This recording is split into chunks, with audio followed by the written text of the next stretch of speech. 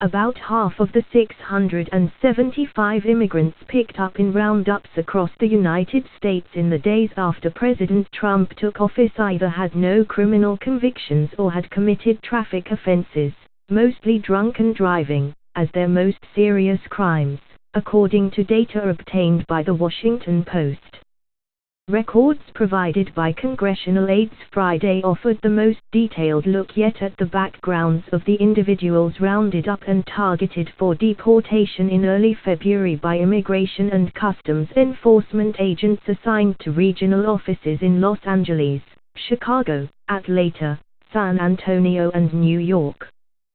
2 people had been convicted of homicide, 80 had been convicted of assault, and 57 had convictions for dangerous drugs. Many of the most serious criminals were given top billing in ICE news statements about the operation. The largest single group 163 immigrants convicted of traffic offenses was mentioned only briefly. Over 90% of those cases involved drunken driving, ICE said Friday. Of those taken into custody in the raids, 177 had no criminal convictions at all, though 66 had charges pending, largely immigration or traffic offenses.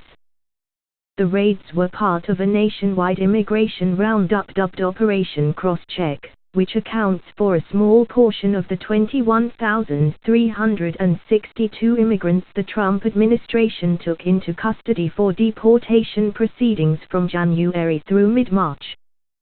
The 2-month total represents a 32% increase in deportation arrests over the same period last year.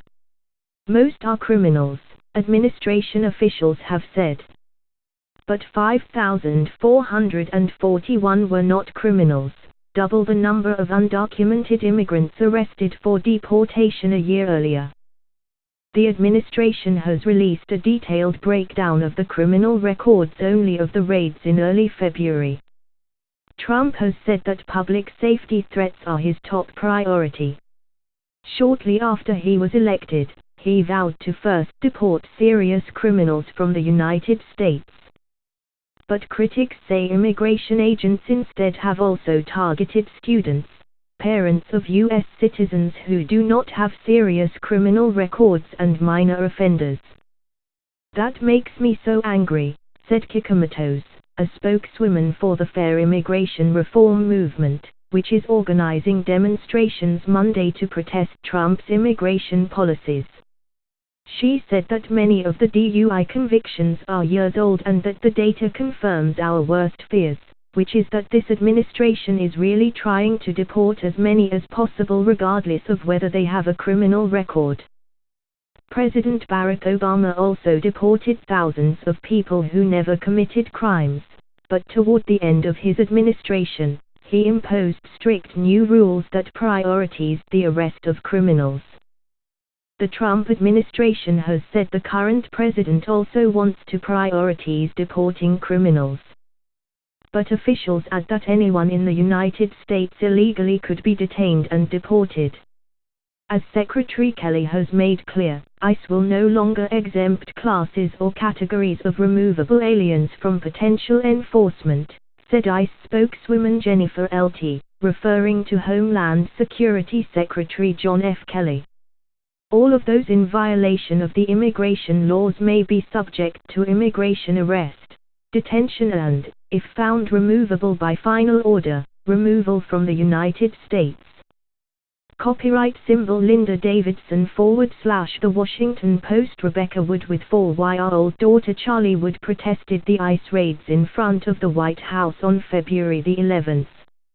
ICE arrested immigrants across the United States in February as part of Operation Crosscheck, an initiative that seeks to detain immigrants that also occurred during the Obama administration. Jessica M. Vaughn, Director of Policy Studies for the Center for Immigration Studies, which favors limits on immigration, said ICE is properly enforcing immigration laws by arresting criminals and people in the United States without papers. "Those are legitimate reasons to remove people," she said. ICE officers are no longer operating under the restraints imposed by the Obama administration. They're not forced to look the other way when they encounter people who are removable. Congressional aides said the information from ICE follows months of frustration from lawmakers that the agency is not responding fast enough to requests for information. After initially being supportive of Kelly, many Democrats have turned on him, believing he is being less than forthcoming about his sprawling department's moves to implement Trump's immigration policy. Kelly, a retired Marine general, shot back at congressional critics last week in a speech at George Washington University. If lawmakers do not like the laws they've passed and we are charged to enforce, then they should have the courage and skill to change the laws, Kelly said. Otherwise they should shut up and support the men and women on the front lines. That kind of approach wasn't a constructive way to deal with Congress, House Minority Whip D.H. Hoyer, DMD, said in an interview Friday.